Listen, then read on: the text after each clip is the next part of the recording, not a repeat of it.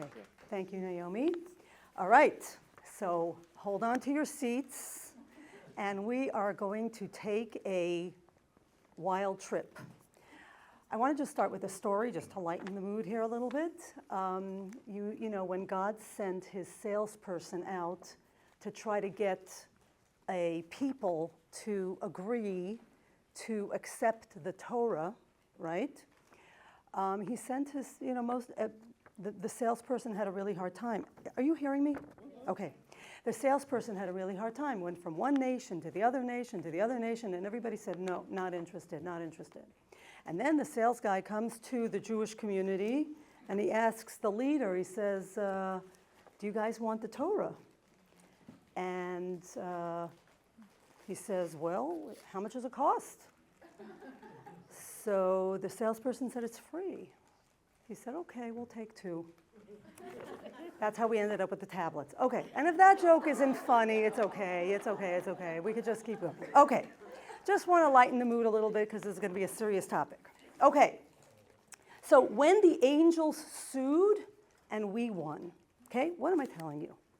What we're going to do is we're going to take a passage of the Talmud, okay, a passage of the Talmud, which seems like a very cute story, and we're going to analyze it by me sharing with you certain principles of Jewish law and how they fit in to this story, okay? And we're going to figure out what the purpose of the Jews taking the Torah actually is. Now, I'm going to give you 3 scenarios, okay? Is the Torah's role to establish law and order and a framework for Jews within which to live meaningfully in this world? Is it that? Or is the Torah a tool for people to use so they can become more spiritual? Or do you think it's something else? Okay, so is it a framework like it's great to have the Torah because then you get together on Shabbat and the whole family sits together and you know, you can fry latkes on Hanukkah, and that's kind of a nice way to get the family together, and of course you help the poor because that's a good thing to do in society. So is it that framework? Who thinks it's that? Anybody? Okay. Okay, it's not only that. Okay, okay, good.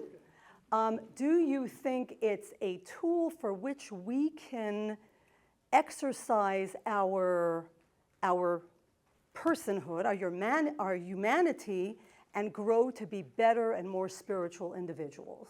Is that it? Also yes, okay? And do you think it's something else? You do. Okay, good. We're on the same page.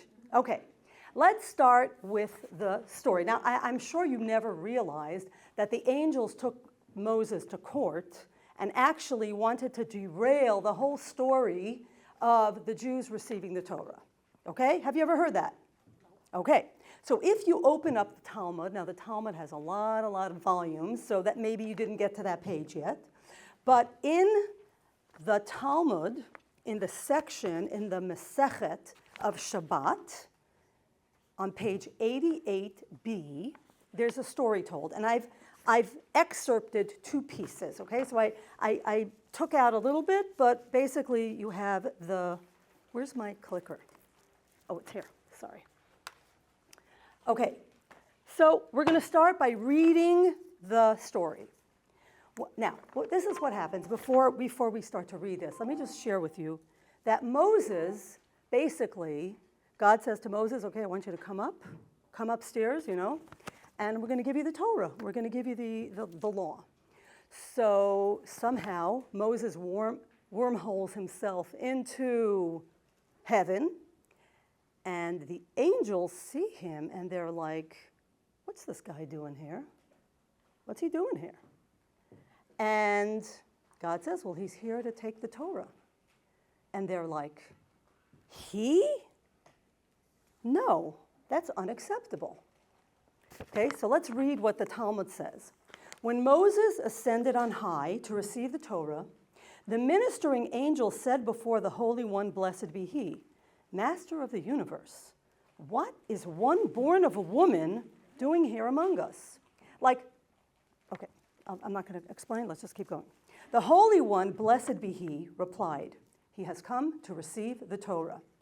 The angel said before him, the Torah is a hidden treasure that was concealed by you 974 generations before the creation of the world, and you seek to give it to flesh and blood?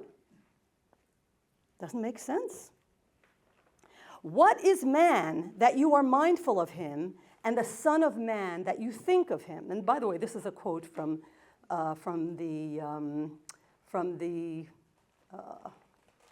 my mind is, this is a quote from the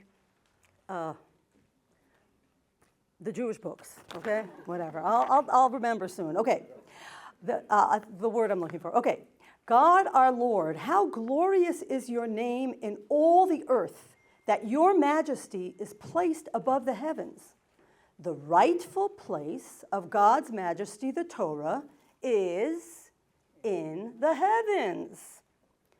The Holy One, blessed be he, said to Moses, give them an answer. Okay?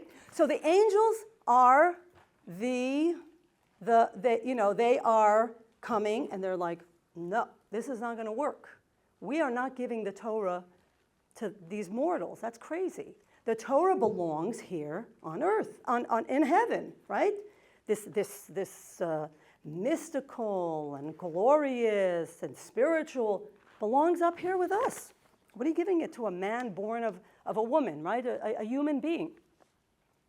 So Moses steps up, into the defendant's, the defendant's chair or the defendant's mic, and faces the prosecutors and says the following. Master of the universe, the Torah that you are giving me, what is written in it? God said to him, I am the Lord your God who brought you out of Egypt from the house of bondage, right? Those are the opening words of the Ten Commandments. Moses said to the angels, did you descend to Egypt? Were you enslaved to Pharaoh? Why should the Torah be yours? Again, Moses asked, what else is written in it? God said to him, you shall have no other gods besides me. Moses said to the angels, do you dwell among the nations who worship idols that you require the special warning? Again, Moses asked, what else is written in it? The Holy One, blessed be he, said to him, remember the Shabbat day to sanctify it. Moses asked the angels, do you perform labor that you require a rest from it? Again, Moses asked, what else is written in it? Do not take the name of the Lord your God in vain, meaning that it is prohibited to swear falsely. Moses asked the angels, do you conduct business with one another that may lead you to swear falsely? Again, Moses asked, what else is written in it? The Holy One, blessed be he, said to him, honor your mother and your father. Moses asked the angels, do you have a father or a mother that would render the commandment to honor them relevant to you? Again, Moses asked, what else is written in it? You shall not murder, you shall not commit adultery, you shall not steal. Moses asked the angels, is there jealousy among you? Or is there an evil inclination within you that would render these commandments relevant? Immediately the angels agreed with the Holy One, blessed be he, that he made the right decision to give the Torah to the people. Okay? So they acquiesce, they're saying, okay, you win, end of story. Okay? Now, that's a cute, heartwarming story, right? Moses goes up, wants the Torah, or goes to pick up the Torah, and the angels object. Moses has a good argument, and the Torah is given. Okay? You can have it. All right? And the reasoning is, right? They say the Torah is a hidden treasure concealed by you for so many generations. Man doesn't deserve it. Moses provides them with an answer. He asks all these important questions, and the court case is won. Okay?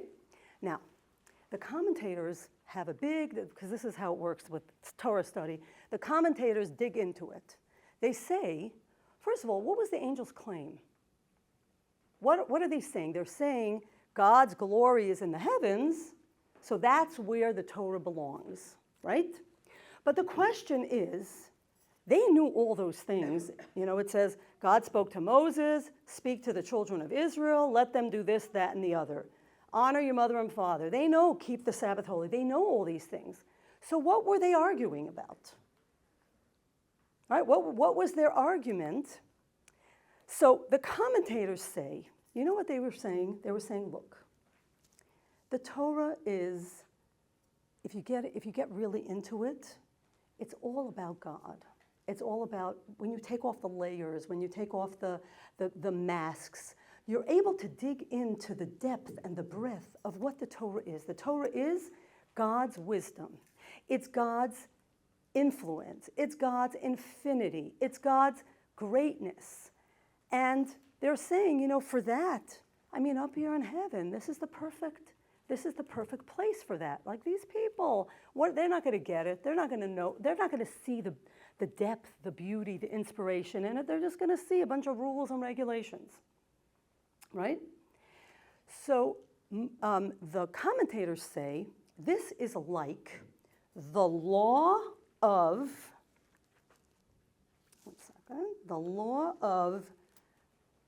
why isn't this working? There's something problematic here, I don't know. Sorry. What? The law of adjacent properties, exactly. Okay, the law of adjacent properties. What's the law of adjacent properties? Okay, perfect. If I, Shani Katzman, have a piece of property, and I do my wheat production on this property, and the adjacent property is now going up for sale, okay? The first right of refusal has to be me. In other words, the neighbor has to offer the property to me before they put it on the open market. Okay, that's a law in the land of Israel when we're there in biblical times, or in the times of the two temples. If I have a piece of property and my neighbor is selling, and it's a very practical thing, we're told. Okay, it looks like it's having a hard day. Okay, that's fine, no problem.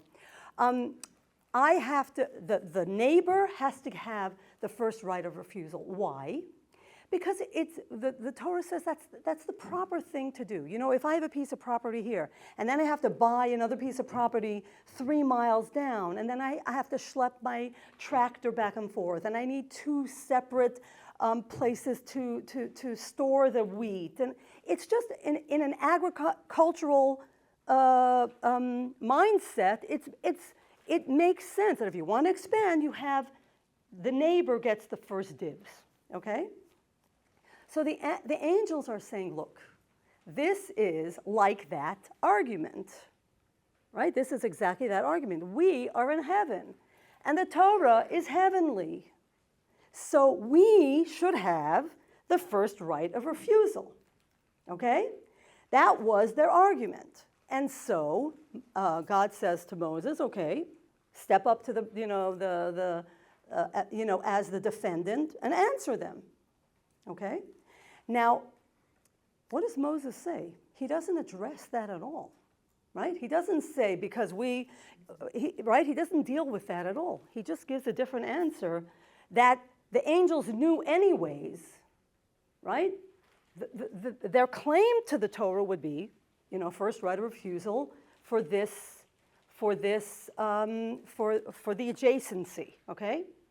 So then and this is how we study Torah. The commentators give 5 reasons, okay, possible responses to the angel's claim. First of all, it's not land. We're not talking about land, okay? We're talking about something which in Jewish study is called metaltalin, something that's movable, right? If I have an expensive pair of earrings and I want to sell them, my neighbor doesn't need the first right of refusal, right? Because it doesn't matter where the earrings end up, whoever buys them will be able to have the earrings, and they can put them in a box and we can ship it anywhere in the world, right? So you don't have to be next door to buy something that is, okay, just leave it. Well, I can either re-download it, but I have to like. Forget it. We'll just use this. It's a little corrupted. Yeah, I don't know what's going on. It's fine, no problem. Okay, I mean, we have these, and if anybody has any questions, please holler, okay? Okay, so it's not property, okay? It's something that's movable, and so therefore the argument for first right of refusal for adjacency for neighbors doesn't hold true, okay? Also, let's say I have the property next door to me, the guy is selling, or he's not selling it, he's giving it as a gift to his brother, or he's giving it as a gift to his friend, or he's giving it as a gift to his children, then this law of adjacency doesn't work, right? Because I could give a gift to anybody I want. That's about relationships. That has nothing to do with the next door neighbor, right? So we know, what do we call the day of Shavuot? We call it Zman Matan Toratenu. It's the day when we were gifted the Torah. So the Torah is a gift. So God could give the gift to whoever he wants. Okay? Now the angels are not making any of these claims, by the way. We think that they can, but they're not saying this. Okay? Also, they could say, family comes first, right? You know, in Pirkei Avot, which we are studying now, it says, you are children of God. Banim atem lashem Elokechem. You are God's children. So if we're God's children and he wants to give us the Torah, children come first, right? Family comes first. So the argument of adjacent property it doesn't hold true here, okay? And then the other thing about this is, you know, the way we call Moses. So let me just like recap, okay? Just in case this is confusing. Is this confusing? Or am I being clear? Okay, cool. Okay, so basically Moses goes to get the Torah, the angels object. God says, Moses, answer them. He answers them. They say, okay, you win. Now we're backtracking and we're saying, what was the angel's argument? The law of adjacent properties. And now we're breaking down that argument and saying that doesn't even hold true. It's not land, it's movable. It's a gift you could give to anyone. Family comes first, we're God's children.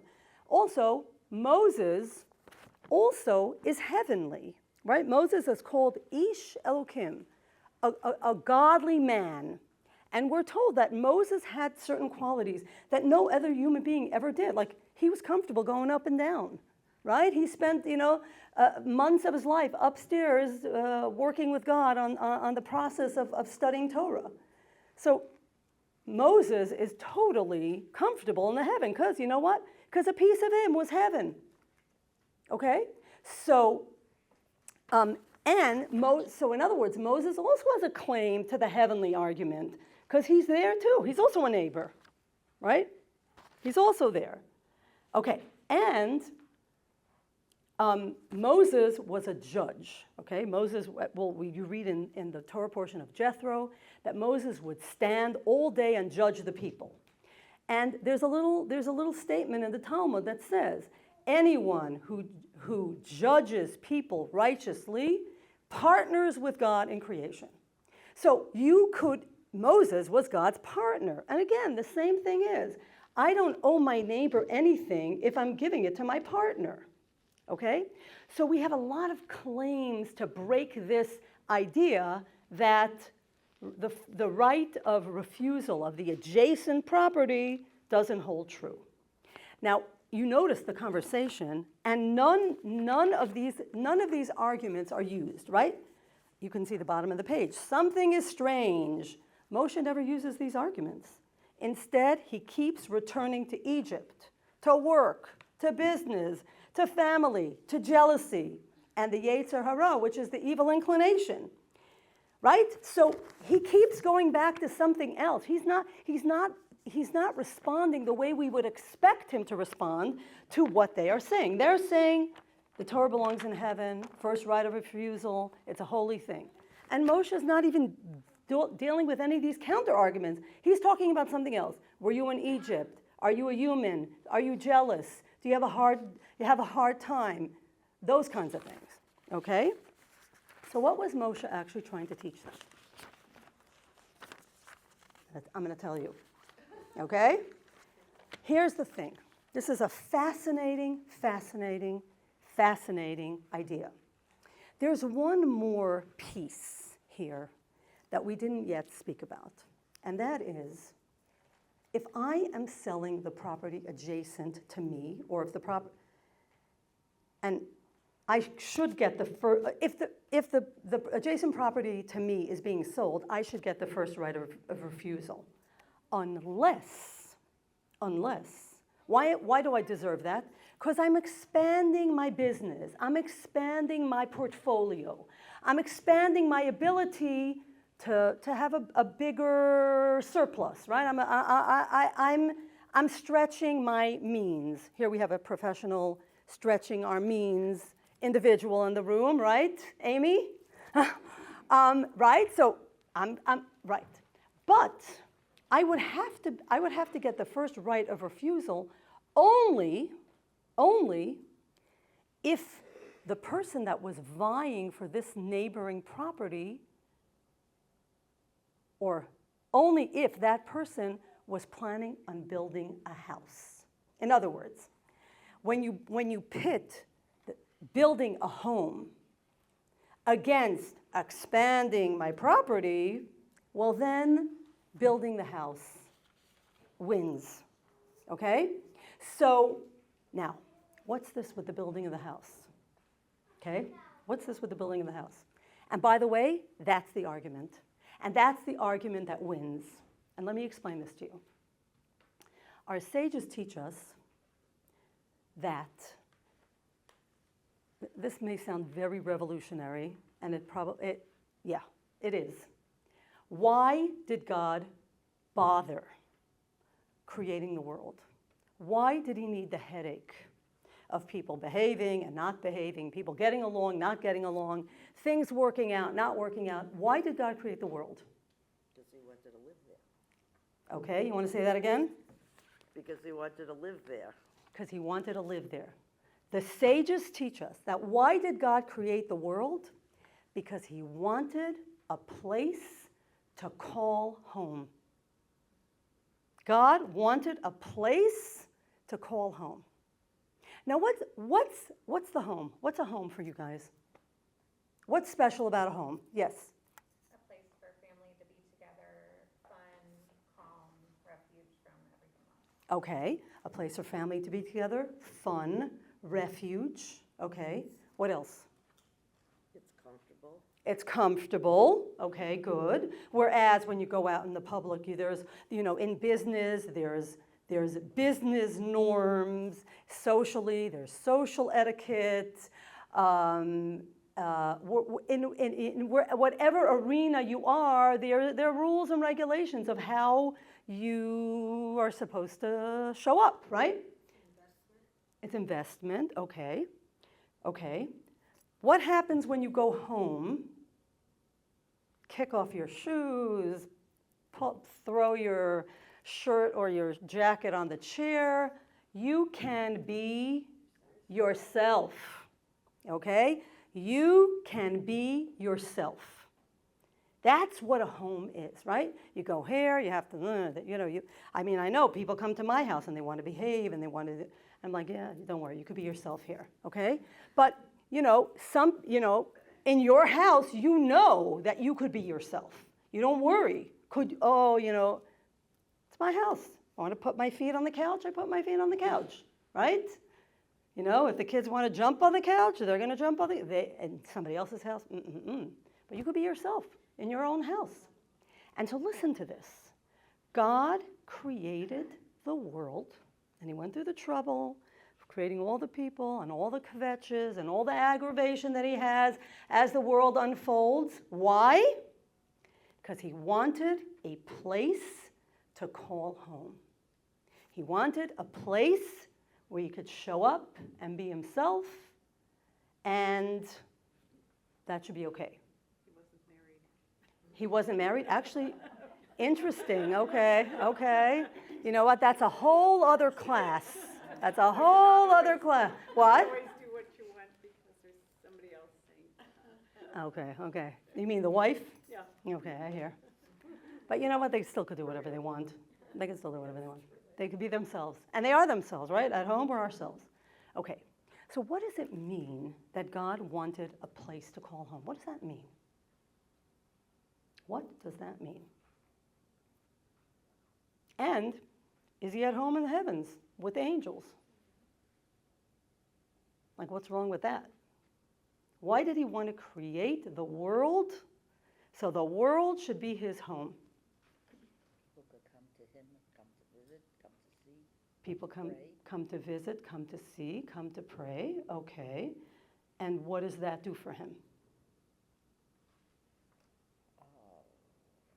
Make him feel good. Make him feel good? Okay. Using the word friendship? I mean, is that Friendship? No, I don't think it's a weird word at all. Love. Okay. God is starting to sound a little vulnerable, right? So here's the thing. The world, as we know it, is a mask, right? You go out there in the world and you start talking God, and most people say, does he exist? Doesn't he exist? Right? And there's all kinds of other powers that be. There's Wall Street, there's Hollywood, right? There are powers that be that divert us from who's really running this place, or whose place is it anyways, right? Right? The world is, when you walk out into the world, you go to the bank, you don't see God. You see dollars, you see bankers, you see your account, and if it's good, and if it looks good or it looks bad. You don't see God in the picture, right? And when you go to Hollywood and you watch a good movie, you're not seeing God. You're seeing fantastic actors that are playing some game, right? Projecting and showing you something other than God. Right? Am I right? Yeah, okay, good. Now, what happens when a Jew does a mitzvah?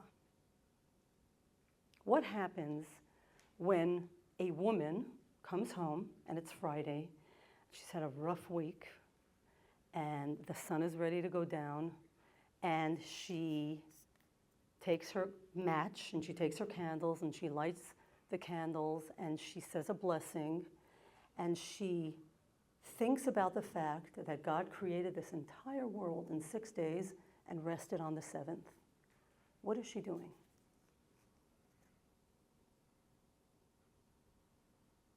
She's relaxing. Okay, she's relaxing, hopefully. Yes? She's becoming grounded Okay, yes. and more focused on what's important in her life. Okay, good. Becoming more grounded and focused on what's important to her. Yes. She's imitating what God did. Exactly. She's imitating what God did, and she's bringing God into her home in a very practical way. So she's schlepping away the curtain that is blocking God, and she's saying, "Come, God, come in." Okay? What happens when I come home with my paycheck every 2 weeks, and I say, whatever X amount is on my paycheck, and I say I need to write a check of 10% of my earnings, and I need to send it to a poor bride that's getting married in 2 weeks. I'm elevating myself, right? I'm elevating my money. And what was the third thing you said? Making the world more and you're making the world more holy. I'm saying, you know what, guys? I know why I get such a big paycheck. You know why I get such a big paycheck? Because I'm smart, because I went to a good school, because my parents did this, that, and the other. But I know the actual truth, and I know the secret. I know that I would not be successful, and I would not be smart, and I wouldn't be bringing home this paycheck if not for God blessing the work of my hands, and if not for God making sure that I got myself a good job. Okay? Right? So I am bringing God into the picture. I'm opening the curtain. I'm saying, guys, you think this world is run by money? You think this world is run by whatever? No. No. It's run by God. And you know what? Even though I worked late hours and I sweat and I gave up my sleeping time and I ran around, I am going to take 10% of this money, which is a chunk, and I'm going to give it away because that's what God wants me to do. And when I do that, I bring God into the here and now. Okay? What if my mother is a pain in the neck? She's old and she's grumpy and she has unreasonable expectations and she keeps asking me for this and that and whatever. And I show up with graciousness and respect and positivity, and I take care of her even though she's giving me a hard time. What's happening? What's happening is that my corporeality and my regular humanness, I'm kicking it off to the side and thinking, you know what? Show up like God wants you to show up. And in every one of these actions, I am bringing God into my life. And I'm bringing God into this world. And that's what God wants. He's like, it's worth it for me to spend 6 days creating this world and rest on the seventh, of course, and then go year after year after year with people making mistakes and people messing up. As long as we're working towards that finish line of getting me the most gorgeous house that I could possibly dream of, so I can live in that house and feel like myself. And so as we go through the experience of living in this world, by following what God wants us to do, as they are expressed in all these 613 mitzvot, we are literally creating a home for God right here. God said, I want a house, but I don't want it in the up there. I want it in the trenches. I want to be down there in the you know why? Because when you're lifting something up, right? If you want to pick up a big girl like Hannah, right? You need to make sure that you lift her up from the bottom, right? If you grab her from the top, and that's not such a good example because even if I grab her from the top, she'll be fine, right? But right, if you need to raise a building, you're not going to put a little hook on the top of the building and pull it from you need to put a lever there on the bottom, and you got to lift it up with a crane or however. Don't ask me. I don't know much about construction. I'm just pretending that I do, right? But you've got to lift from the bottom, right? So God is saying, look, I'm not interested in being, especially anyways, like on a scale of 1 to 10, God is infinite. And even if 10 is the angels, infinity has nothing to do with 10, right? 1 and 10 are equidistant from infinity. Just like, a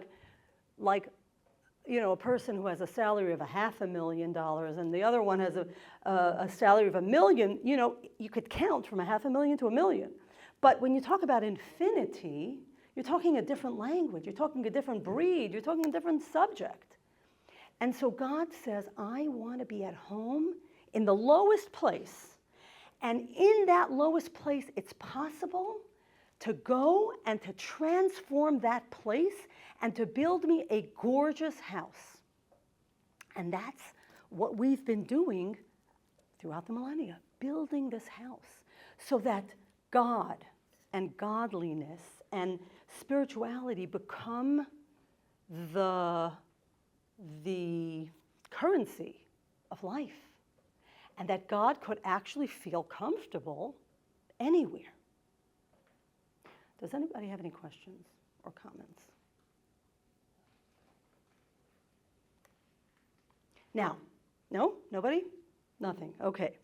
Is this clear? Okay, cool. So now I want to tell you how Moses addressed this very topic with his answer, right? Moses didn't argue, first right of refusal, family comes first, all that stuff. Moses said like this. Moses said, were you in Egypt? Were you in Egypt? You know what Egypt means? In Hebrew, the word is Mitzrayim. And we talk a lot about this at the Seder when we celebrate the Jews being taken out of Egypt, right? Mitzrayim means limitation, constriction, confinement. I'm stuck. Why am I stuck? Because should I do this? Should I do that? Or I'm stuck because I'm having a hard time figuring out what the right thing to do is. I'm stuck because I don't want to, talk about Shavuot because my coworker is going to roll their eyes. So I'm a little uncomfortable, so I'm stuck. Or I don't know how my friends are going to view me if they know that I'm getting into this mitzvah stuff. So I'm stuck. So Moses says to the angels, were you ever stuck? Meaning, do you ever have a hard time differentiating between the good and the evil, what you should do or what you shouldn't do? No, you have no idea. You have no idea. He says to them, are you in business? Are you doing the things in the trenches that these people are doing to create this home for God? No, you have no idea. You are not in this zone. And therefore, you have no connection to this. And perhaps the most dramatic question is, do you have a mother or do you have a father, right?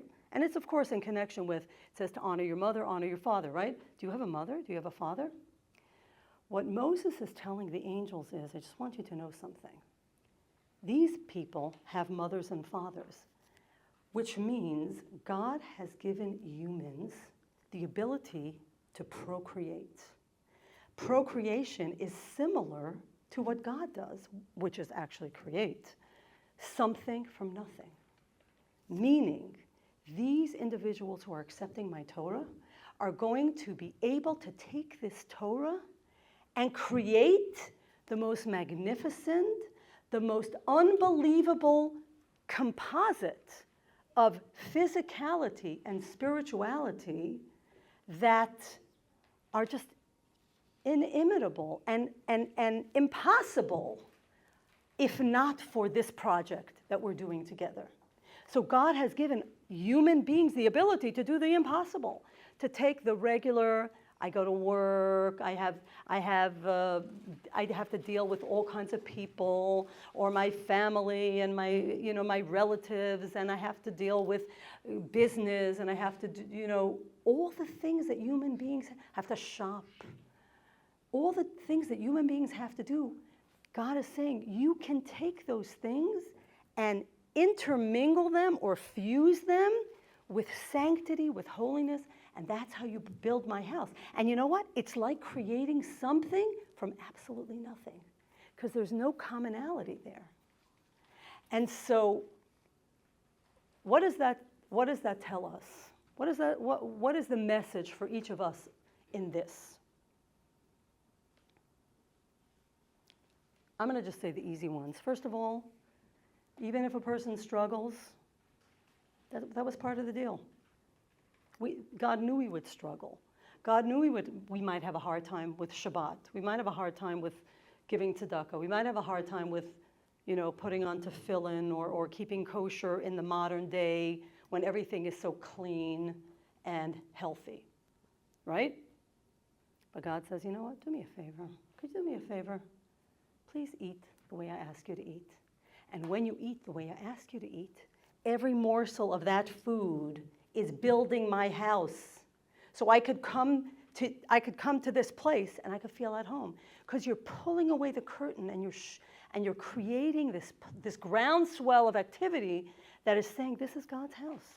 This is the way God runs his business, and we are here in the thick of it. Okay, so struggles are normal, we're human, no biggie. What else is this telling us? You can do good. Exactly. You can do good, and you could always do good. There's always the possibility to do good. It may seem overwhelming, and we're just little people, but you know what? We are born of a mother and a father, which means that we have that potentiality of mothering and fathering, which means creating something from nothing, which is beyond, it's like a creativity that angels just don't have. True, they're on rung number 10 and we're at number 1, but that's nothing near infinity, and through this process we are given the key to infinity.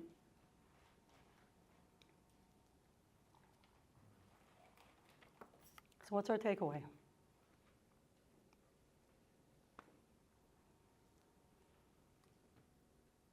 Well, maybe Shavuos is the time of rededication. Okay, good. Shavuos is the time of rededication. Personal. Right. Very good. And by the way, Shavuos, I just want to, for everyone who might not know this, Shavuos is the holiday, that is the Jewish holiday that's coming up on Thursday night, Friday, and Saturday. And we commemorate the receiving of the 10 Commandments. Actually, Moses came down and gave us the 10 Commandments after this little, skirmish or this court case, right? And we got it. And that experience of receiving the Torah and being there with Sinai, by the way, Helen, in another class at another time, it's kind of like a marriage. We married God. So we're in it for the long haul. That's another conversation, but okay. And by the way, anybody that knows anything about Jewish marriages and a chuppah, we're told that Mount Sinai was kind of like a little chuppah, but again, we'll talk about that a different time. Too much to say, but so so every other Jewish holiday has a thing you got to do, like Passover, you got to have a Seder, you got to eat that matzah, whether you like it or not. Etc., right? With Sukkot, you got to sit in the sukkah, you have the lulav, the etrog. On Rosh Hashanah, what's the mitzvah of Rosh Hashanah? The shofar, exactly, got to blow the shofar, right? What's the mitzvah of Shavuot? Cheesecake, whatever. I mean, there's nothing specifically mitzvah, it's a holiday. And because that's who we are. That's our essence. We signed up, and here we are, and we're in. And like Ellie says, it's a wonderful time to dedicate ourselves to this beautiful, beautiful life, and this very rich life, and to look at it. By the way, just going back to that initial question, I asked, is it to provide a framework for life? It does provide a framework, but it's definitely not limited to that. And is it, to help us become more spiritual and more well-behaved? Yes, that too. But the bottom line is, the most important thing about this to remember is that this is God's house we're building. And, we're almost there. It's almost ready. Because we've been doing this for thousands of years. And every little bit, every single one of us, we play an important role in developing this beautiful, beautiful piece of real estate and creating it into a magnificent home. So that's what I got. And if anybody has any questions, go ahead. I just want to add one thing that, thank you for the class. And also, even though we don't have to eat in a sukkah or eat matzah, if you can listen to the 10 Commandments, Yes. that would be the best. Right.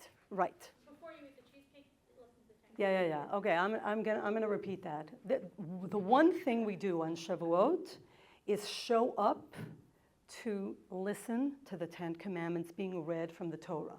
Now, why? Why is that so important? Because each and every one of us were there. I'll tell you exactly how many years ago. 3,338 years ago. Each and every one of us stood at Sinai when God said those 10 commandments. Every single one of us. So everyone that was there, alive at the time, any Jewish person that would be born in future generations was there, and every single individual who would later convert to Judaism was also there. So every single Jew was at Sinai. And therefore, one of the best ways to recommit and realign ourselves with this mission is to show up and to listen, to hear the reading of the 10 Commandments that is read from the Torah. And I guess I'll just advertise if that's okay. We have a Chabad, a reading at 11 o'clock on Friday morning. You're all welcome to come, Friday at 11 a.m. And of course, we will have cheesecake afterwards. We will not disappoint you. We'll have we call it our annual garden lunch? Garden party, excuse me. We have our annual garden party, and we will have all the traditional blintzes and cheesecake and all those goodies. Go ahead. I'm going to ask a very silly question. There's no such thing as a silly question, only the question that isn't asked. Okay. Why is Shavuot connected to cheesecake and blintzes and all that? That's not a silly question at all. Okay. Okay, does anybody know? Yeah, go ahead. Because we didn't know how to keep kosher yet, since we just got the 10 Commandments, so we had dairy. Okay, good. I've read a few things. Right, there's a bunch of things. Yes, go ahead. There's a million answers to Yes. the question, but isn't it also connected to Israel being the land of milk and honey? And is it also possible that the season in which Shavuot happened, or we commemorate it, has to do with like the high time of dairy production as well? I don't know, maybe, could be. But I'll tell you a few more things. So thank you for sharing. I don't know. We could find that out. When you say milk, what do you think of? Okay, I know you're going to think about a million things, but like, what? Nurturing. Okay, a baby and their mother's milk, right? That's where we're going with this. When were we born as a people? When? Okay. Maybe a little bit before. When were we born? When was our nation born?